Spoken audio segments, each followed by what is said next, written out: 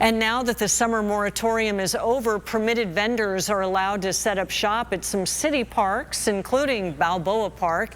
And that's where my co-anchor, Wale Aliyu, is live tonight. Wale, last hour we talked about the confusion among these vendors, but there's also frustration about all of the legal loopholes.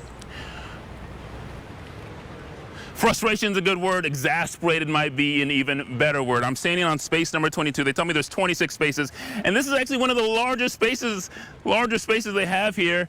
This is how much room they have to actually place their items and sell. Most of them are about half this space, but as you can see from some of the people that are moving away here, they have a lot more things that they want to sell in order to make a living to provide for their family. Now, in order for them to be here, they also tell me they have to tell rangers that they fall under a loophole. That loophole says that they can operate if they are engaged in artistic performance, free speech, or expressive activity protected under the First Amendment. They have to know that, right? Now, the city of San Diego now says that it will create a zone where people claiming freedom of speech can operate. But between loopholes, hard to get permits, and shrinking spaces like these, vendors say the city is making it impossible for them to make a living. The food vendors got kicked out, and then they started going after the buskers, no amplification, and then after that, mass-made products, and then handmade products, and now they're attacking the First Speech Amendments by saying there's only 26 spaces allowed in Balboa Park for First Amendments, and as big as 4 by 8. This is space number 22 right here, and you're not allowed to sell anywhere else in Balboa Park. So basically what they've done is take the American dream away of trying to become your own boss.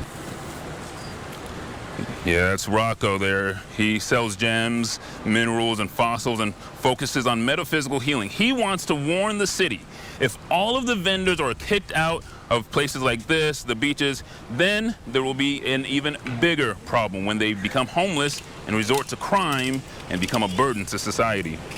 People are tired. We just want to make an honest living to feed our kids and to pay our bills. Gas prices going up, food prices going up, everything's affected. I don't want to show up here at 1 o'clock in the morning and work till 8 o'clock at night. But if I have to, I will.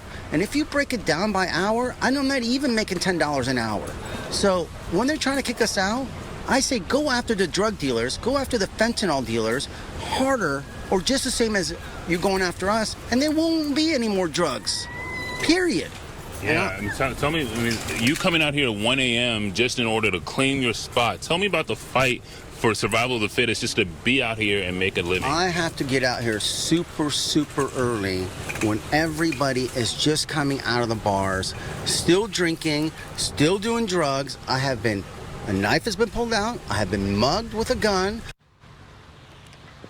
So that's the dilemma the city now has to find answers for, but how did we get here? The overall ordinance was first introduced in March 2022 with the idea of coming up with regulations that would make sure vendors are not blocking sidewalks, while also finding a way to incorporate vendors into the local economy. And it passed in May, requiring to not only pay $38 for a permit, but also follow strict rules about where and when they can set up for their shop. Because of how busy the summer is here in San Diego, the city added a moratorium for some of the more touristy areas, including Balboa Park, where we are today, Mission Bay Park, and shoreline parks, which the city described as parks next to or bordering the shoreline or beach in Ocean Beach, Mission Beach, Pacific Beach, and La Jolla, as well as several streets in those same communities. Now, as we've reported tonight, there is a lot of confusion. The city was working on getting someone out here tonight to try and explain the ordinance. They have not yet had anybody available to come and speak with us. We did hear from the mayor's office